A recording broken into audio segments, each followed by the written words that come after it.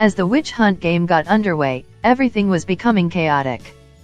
The residents of the beach guessed that Momika's best friend Asahi is the witch, but Usagi intervened, and Anne revealed to everyone that Hatter was murdered. The murder of Hatter rallied the other members of the beach against the militants, especially once they learned that the bullet used to kill Hatter is the same caliber as the ammo used by the militants. Once Anuji arrives, the militants begin butchering everyone and tossing the corpses into the fire to try to win the witch hunt game. Usagi attempted to find Arisu, and Anne tried to take a more scientific approach by dusting the murder weapon for fingerprints as she was a policewoman. She and Kuina were confronted and stopped by the psychotic, tattooed sword-wielding militant last boss, and Kuina stood her ground while Anne escaped.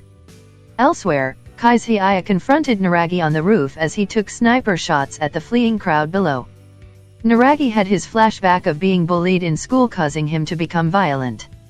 Last boss has a hard time with Kuina, who a flashback revealed that she was a transgender and left her house after a falling out with her martial art master father. Last boss also had his flashback being a struggling story writer who may have died from overwork. Meanwhile, Kaizhiya burned Naragi with a homemade flamethrower. Usagi manages to rescue Arisu after a lot of searching. He reasoned that the witch was being forced to participate against her will, like the taggers earlier in episode 2. As Arisu pondered what he would do if he were the witch, we got a very brief flashback of Aguni and Hatter as Aguni stared sorrowfully into the pyre of burning bodies. Just as Arisu was speculating, Anne figured out the culprit, but before she could tell anyone, she was knocked unconscious. Arisu declared that he knows who the witch is. The episode ended on this cliffhanger.